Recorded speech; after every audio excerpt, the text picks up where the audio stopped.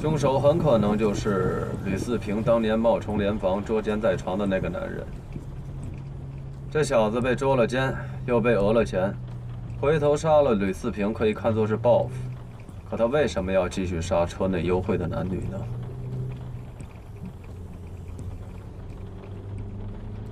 周队，能麻烦您开下灯吗？我想再看看案卷。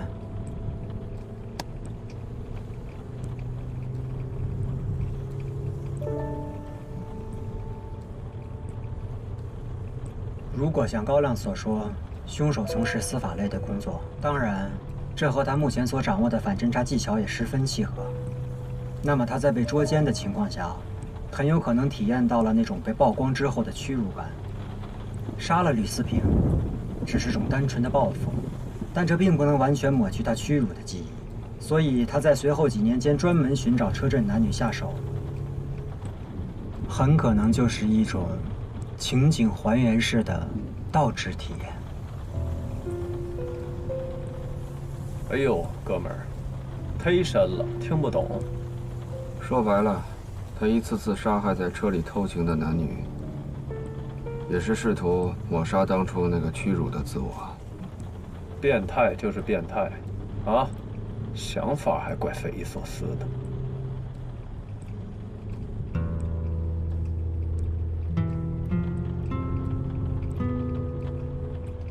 呀，这都7点多了，咱们回队里之前先在外面吃个饭吧。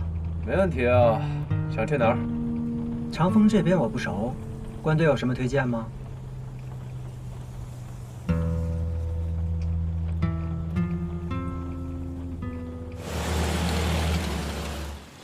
老关啊，我真不知道该说你什么了啊！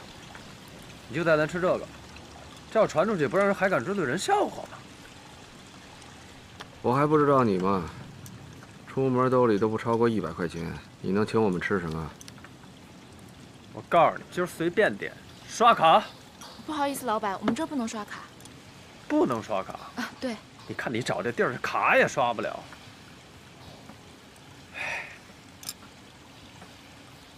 啊，你们先点着菜，我上个洗手间。哎，不是老关，周队。哎。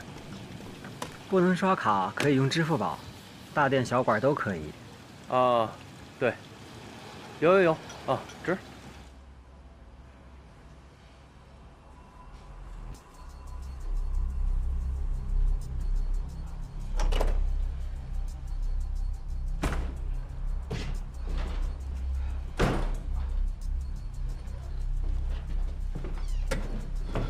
哥，没事吧？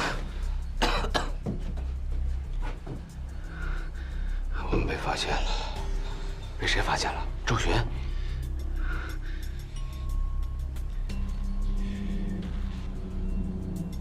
韩冰，那个韩冰，识破我们了。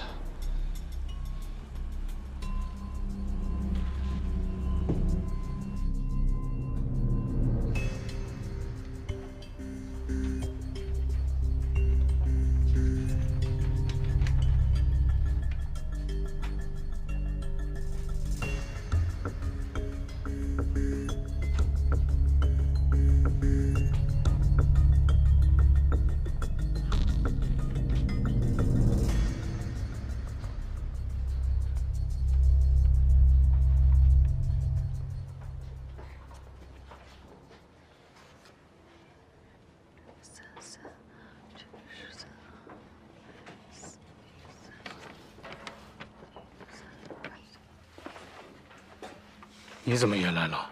别这么没日没夜的。有这空闲，应该回家休息休息。大家都在坚持，我也不能开小差。找到了。是这个吗？对。我来吧，高哥。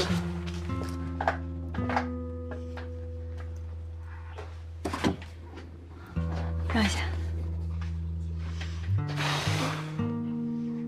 应该就是他了。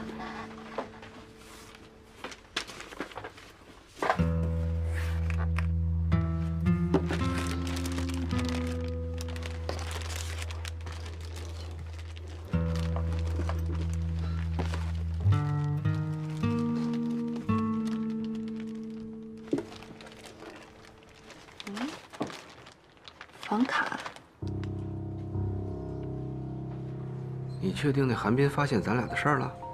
不但发现了，而且一直有意无意的在帮我们。为什么呀？哎，你不是说他就是一个……摸不透。怎么讲？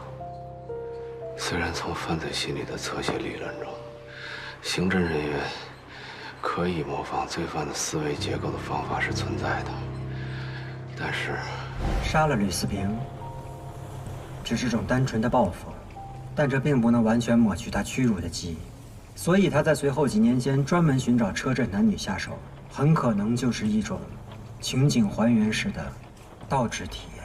在实际的侦破过程当中，完全纯粹的站在主观的立场出发，揣测某种反社会人格的思维模式，其实是很难实现的。这你不也能做到吗？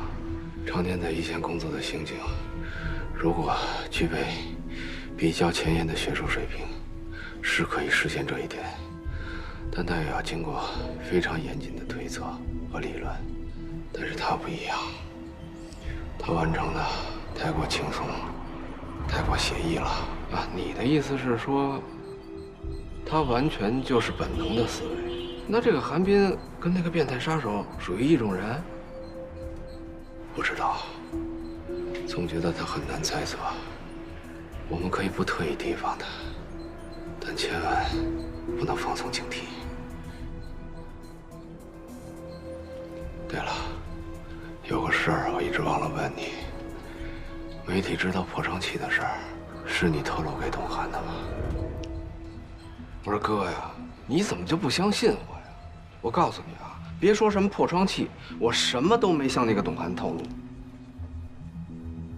哎，你要不信的话，那天我们俩聊天的时候，刘英就在吧台，要不你去问他。如果不是你跟他说的，那知道这个事儿的人就只有……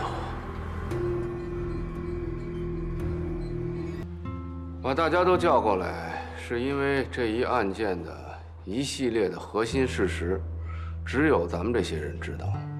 我想郑重地问一下在座的各位，你们一定要诚实地回答我。有关于凶手的凶器有可能是改装过的破窗器这个说法，你们有没有向别人透露过？不光是媒体啊，也包括自己的亲朋好友。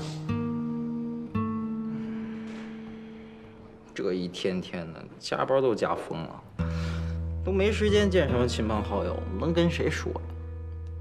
如果没有的话，我可以告诉大家，知道这件事的，除了我们，就只有凶手本人了。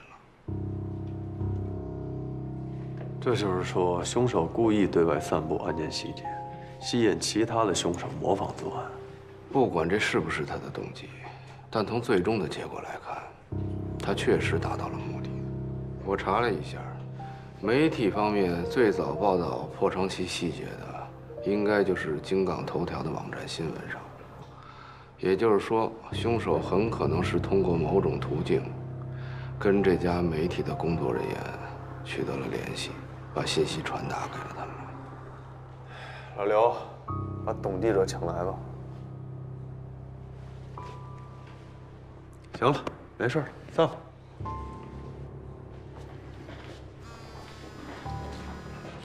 喂，哎，老张。哦，监控都调出来了。啊，多谢多谢。不用不用，我过去找你吧。好嘞好嘞，一会儿见啊。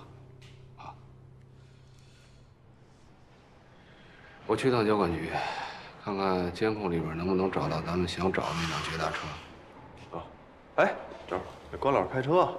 哦。这傻愣这一天。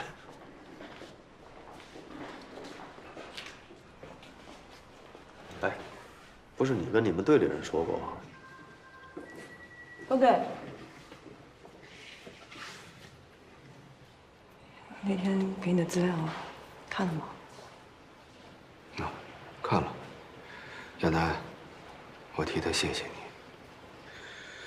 不过这个案子好多人盯着呢，你尽量别搅进来啊。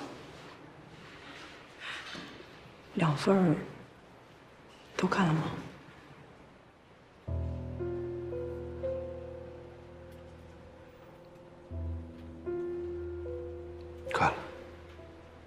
我再研究研究。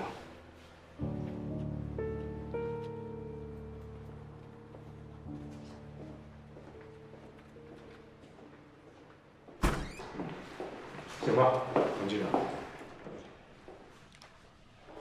嗨，董记者，那个实在是不好意思啊，之前多有冒犯。其实话说回来，我不是凶手，你也不是杀人犯，我们都是站在犯罪的对立面，应该属于同一阵营啊。坐下谈，来坐。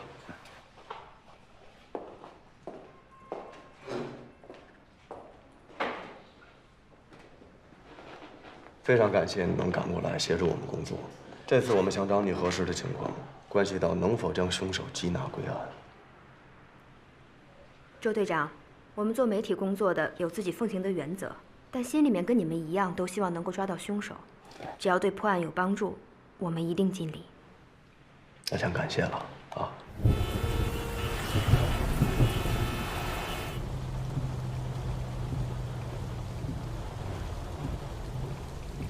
关老师，您从交管局拿的是？喂，老关，你在哪儿？哦，刚从交管局出来，正要去物证鉴定中心。鉴定中心？上次从那儿取的 U 盘有点问题，有几张照片拷不出来。刚才打了个电话，王主任正好在，所以我们再过去一趟，打算重拿一套照片出来。老关，董记者告诉我们，关于凶手使用的可能是破窗器的信息，正是他们在物证中心接受采访的时候，一名女性员工透露给他的，很可能就是那天接待你们的那个范丽云。难道说，就算范丽云不是凶手，他也一定会和凶手有某种关联。现在他手机关机了，我们查到了他的住处，正在去他家的路上。我们现在要不要马上过去？不用，你正好通过王主任了解一下这个范丽云的信息，咱们保持联系。好。找到真凶了。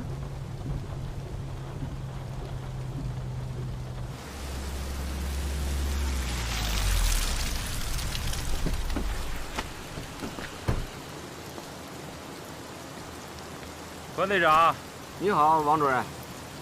不好意思啊，没想到光盘会出问题。这回我拷贝了2份，一份在光盘里，一份在 U 盘里，耽误你们工作了，实在不好意思。多谢啊，真是不好意思，这么晚还给你添麻烦。没事，正巧今天我值夜班，你们昼夜奔波，那才是真辛苦啊。王主任，我们第一次来的时候接待我们的是您这一位叫范丽云的同事，能否向我们介绍一下她的情况？范丽云，哦，她是在我们这里工作很多年的老研究员了。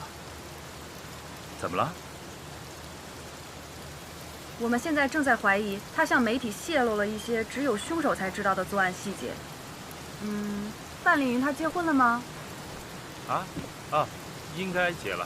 年会的时候，她丈夫还到我们中心来过。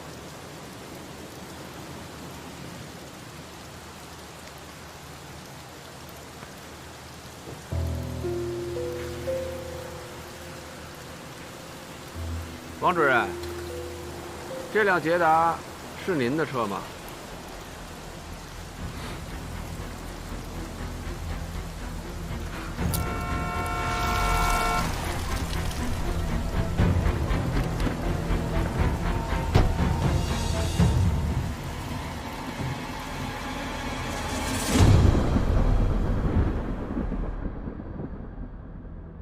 范丽云在接受董涵采访前，曾向王志革打电话请示过。王志革告诉他，可以把警方告诉鉴定中心的案件细节透露给媒体。据范丽云透露，王志革在工作当中对员工几乎是强迫性的规定，包括物品摆放的位置、垃圾的处理，还有文件的排序，甚至是电脑文档的编号。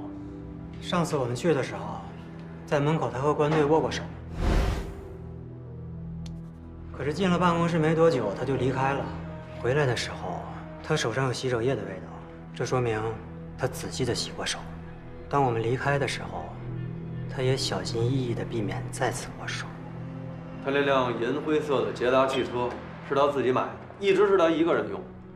据员工回忆，他那个倒车镜上应该有一个挂件儿，但是我们在搜查这辆车的时候没有发现。哎，那他的车搜过了吗？都快拆散了，什么也没找到。遮挡号牌那块布和破窗器都没有找到，清理的特别干净。有可能，他们是有别的安全的可以藏这些东西的地方，也有可能是扔掉了。也就是说，我们把人给摁住了，但就是找不到直接的证据。已经派人去他家搜查了，现在小王正带着他的爱人回警队来接受询问，看看能不能有什么帮助。法官，能不能拿下他的口供？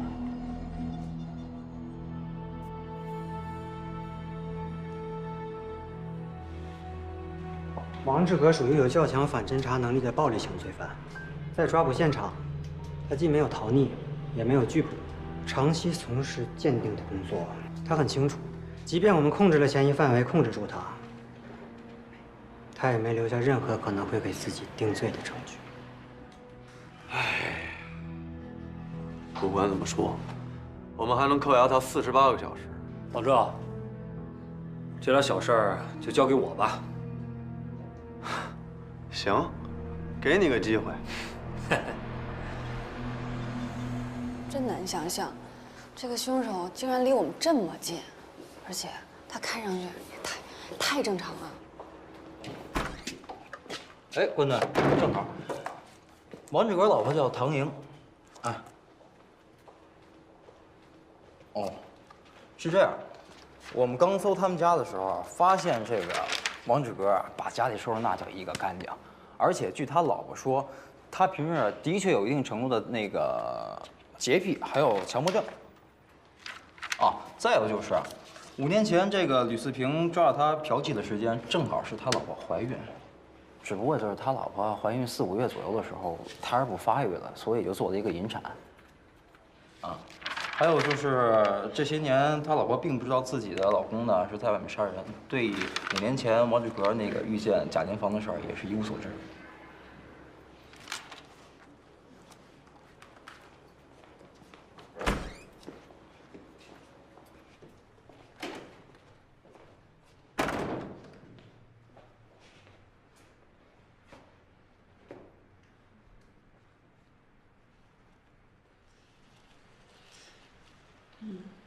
这么多年来，您从来没有发现您丈夫有什么异常之处吗？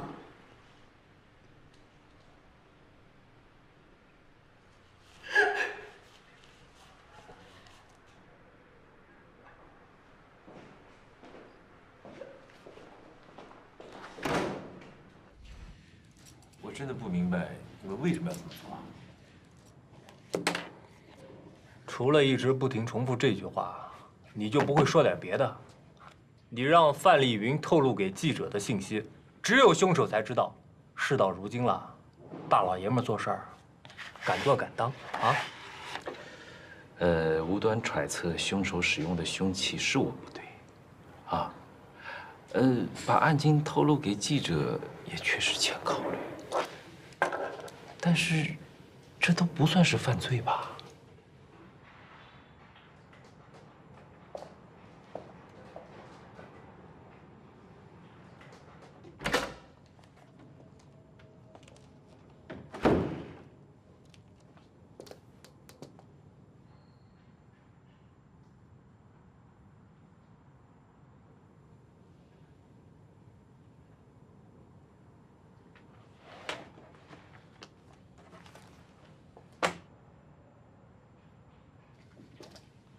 怎么，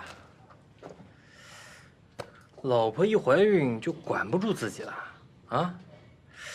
不过我也奇怪了，你说像你这么爱干净的男人，怎么能受得了那种脏兮兮的女人呢？啊？哎呀，你不要以为你可以逍遥法外，我告诉你啊，我们还会找到自由行酒店的员工，让他们指证你。我们还会调取全金港所有的监控，到时候一定会找到跟你有关联的视频。你的路已经走到尽头了。我不会给你任何无谓的希望啊！你杀了9个人，等待你的只有法律的制裁。杀了那么多人，你的良心上就没有一点自责和不安吗？啊！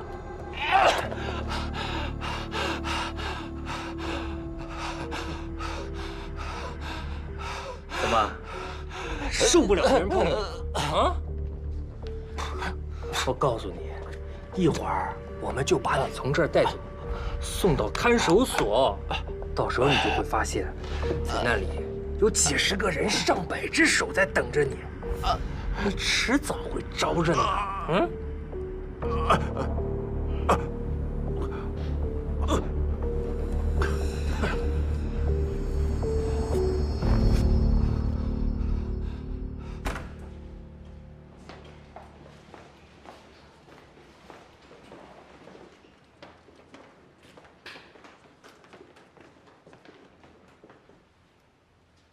没错，这小子不但有强迫症，还有洁癖，我一碰他就受不了。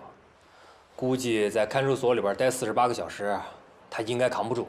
我可没你这么乐观。他能接连杀掉这么多人，并且每次都冷静地摆放尸体、清理现场，他没那么容易崩溃。对他上下其手，只是讨了点心理上的平衡，不能让你取得给他定罪的供述。人摁住了，找不着证据，这也太可笑了吧！啊，被害人的车、他的车、他的家、他的老婆，还有他本人都在我们手里，挨个搁到显微镜底下看，我就不信找不着证据。那如果我们48小时之内找不到给他定罪的证据的话，那就把他放了呗，看看他下次作案的时候，咱能不能抓个现行，好不好？废话了。如果没有证据，真的要把他放了？要是所有证据都找得到的话，这世间就没有悬案。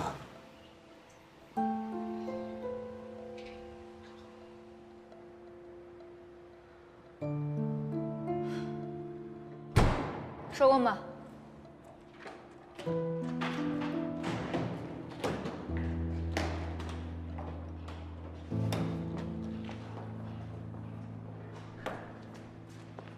师姐，找到什么线索了吗？脚垫和座椅套几乎都是全新的，很难找到什么线索。不过还是要试一试。明天让高哥他们把设备都搬下来再说吧。今天就先回去，早点休息啊。回来。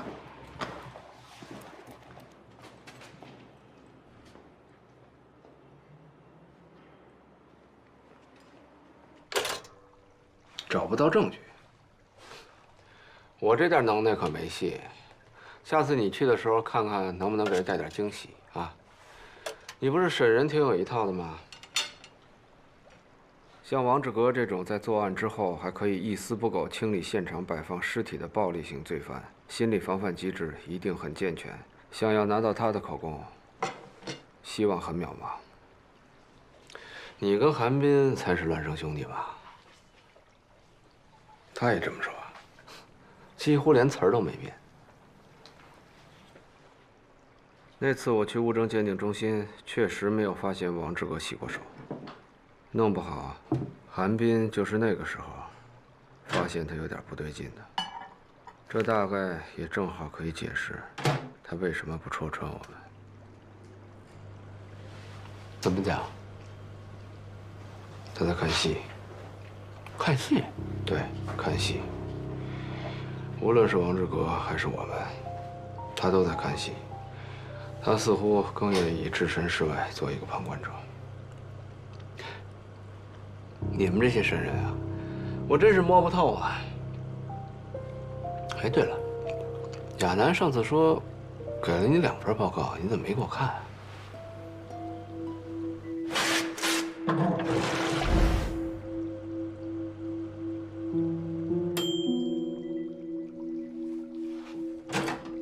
第2份报告，他这么跟你说的？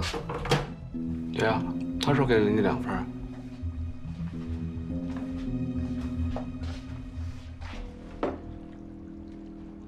看来他是在试探我们。试探？他只给过我1份，却跟你说2份，就是想看你的反应。他应该已经开始怀疑我们了。他现在既然已经能穿帮了，要不就跟他摊牌吧。在他挑明之前，这个戏还得演下去。多一个人知道，就会添很多不必要的麻烦。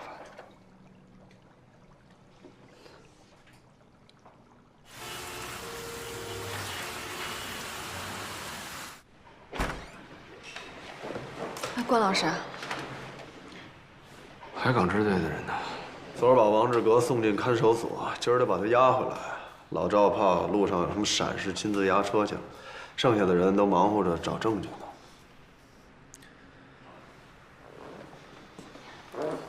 目前2个支队撒出去将近10个探子，去查这个王志革5年前的老同学。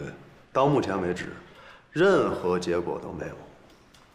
我估摸着王志革说的这个老同学，估计就是忽悠吕思平的一个说辞。自由行酒店的工作人员找着了吗？找着了，估计也没什么用。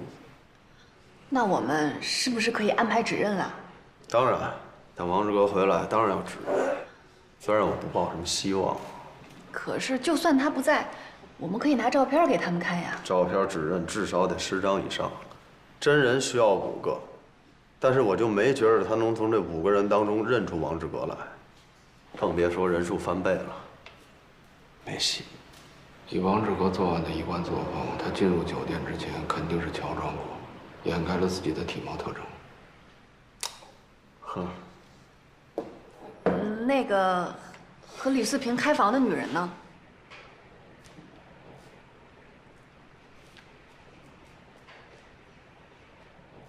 是不是唯一可能认识那个女人的吕思平已经死了？找到她就更没有希望了。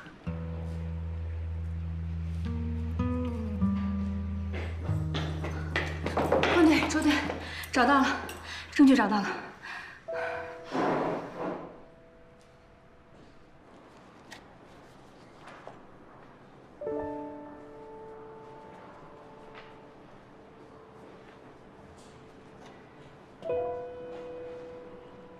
织物残留。对，我们在驾驶席的脚垫背面找到的。这是21支精梳纯棉线，跟长矮内裤的材质一模一样。而且您看这儿，还有血迹。DNA 的提取和对比需要时间，不过从血型上来看，血型上和长矮一致。齐活，这回定死就是这孙子。 看样还赖。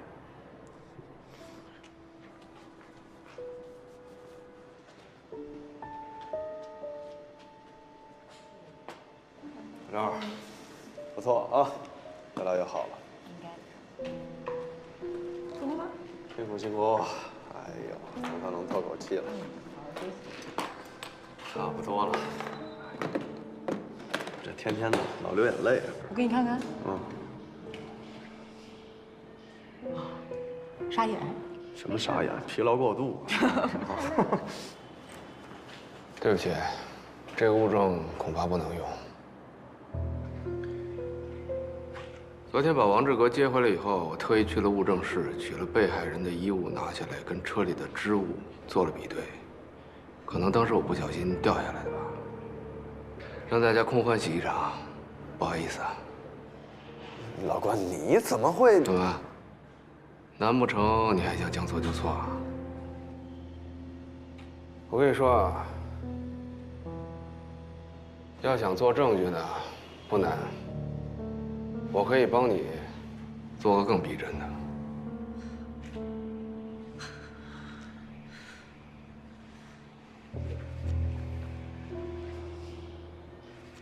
我没听错吧？什么玩意儿？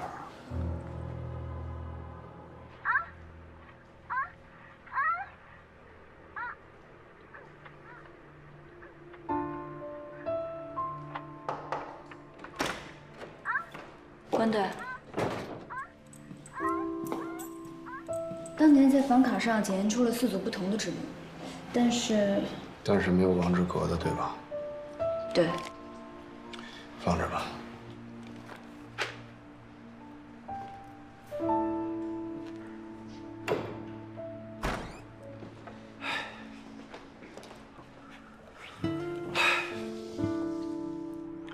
服务员做过指认了吗？服务员指认出5年前是小汪入室杀的吕四平。哎，要不是王志革在押，我还真有心把小汪送进去。哎，没关系啊，咱们还有1天的时间，海港支队所有的人都撒出去，找那个和王志革搞破鞋的女人，没准啊，抓到她又能怎么样呢？啊？不是，你找到的话，就可以问明白他们和吕四平之间的关联，然后我们就可以，然后就能证明是他杀了吕四平，还有其余那4段。那我们总得干点什么吧？啊，老关。对了，老关，你跟我说实话啊，你确定那个线头是你昨天不小心掉在车里的？你确定为了给他定罪可以不择手段吗？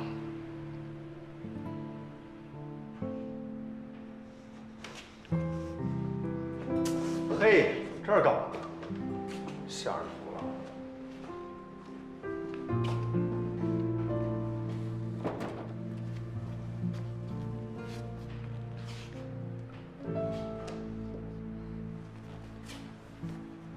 对不起，高老师，我只是想……你有没有想过，如果我们用这种方式给他定罪，万一有一天，我是说万一，我们发现真凶不是他，那该怎么办？可是关老师，您昨天不是说……我说过我会给他定罪，但要通过正确的方式以及合法的途径。王志革是个比较少见的个案，他之所以能多年连环作案，很大程度得益于他参与物证鉴定工作所完善的反侦查能力。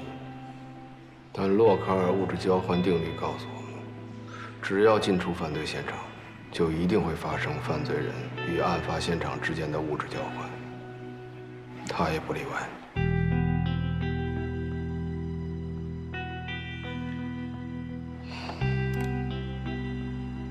说起来，这么清晰的视频还原，还是出自王志革之手，真是讽刺。5年前，你被勒索，给你的内心烙下了创伤，于是你开始了强迫性的杀人，来抹去你内心的屈辱感。这些年过去了。你的屈辱感抹没抹去我不知道，但是你他妈杀人的技术越来越熟练了。你利用专业上的优势，消除线索，甚至给出误导性的信息，使你的案子成了他妈悬案。这使你的内心越来越兴奋，你越来越膨胀，同时你也越来越空虚。直到你看到媒体把李地森的案子炒得沸沸扬扬，你依然坚信你没有露出任何的破绽，你甚至亲自给出信息，来给我们警方和媒体。你是不是觉得你自己特别他妈天才？你是不是觉得你做什么都天衣无缝？你是不是觉得你甚至给出再多的信息，我们也定不了你的罪？我告诉你，你想错了。我们已经确定了，你就是杀害这9条人命的真凶。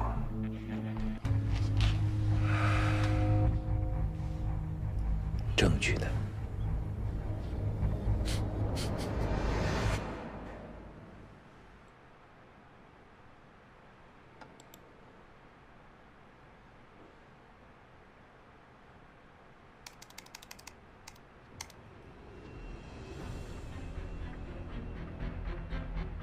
你注意到他的手指了吗？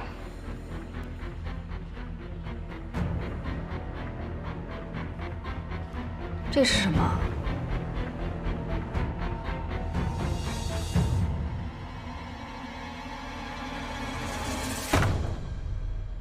把他手铐打开。啊？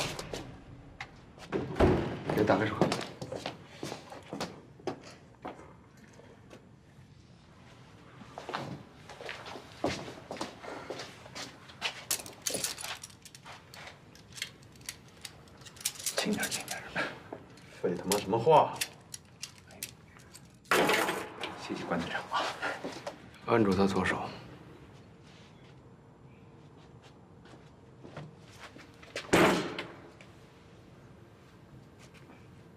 你这10年来，你有摘下过这枚婚戒吗？ 放开我！刀！别碰我！拿开你们的脏手！放开我！啊！别碰我！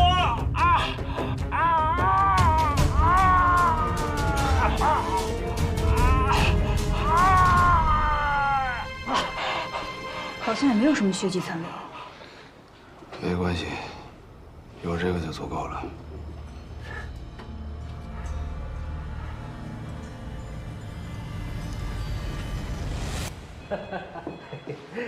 这个啊！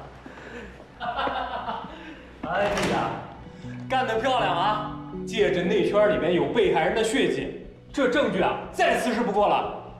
市局那边给我来过电话，对咱们专案组的效率非常满意。说实在的，关队看来你想走也走不成了。哟，董记者来了。 老刘，还是你接待一下啊，确保董记者在京港头条第一时间发表案件的新闻。行吧，董记者，辛苦啊！压力就是动力，能这么快破案，真的感谢你们了。这可是我们集体荣誉啊！你得如实报道啊！这次啊，能有机会和您一块办案，我赵新成真是受益匪浅啊！希望今后啊，咱们能常来常往啊！客气。这次跟关队学到了很多，谢谢。该说谢谢的人是我，以后有事多联系。再联络。那行，老郑，咱们先撤了啊！别撤，一块吃个庆功宴什么的啊！哎，老关。 你放心，我一定会在专案报告上把你从头到尾捧得像朵花一样。而且老刘说了，市局对你这次在专案中的作用一直都是有了解的，所以态度缓和了很多。董记者也答应咱们在舆论上支持啊，完美。走，吃饭，吃饭。再等一下吧。还等谁啊？再等一个推测。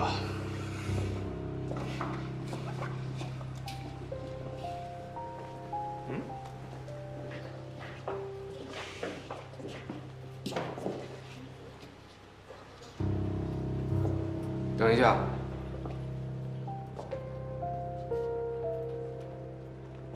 唐女士，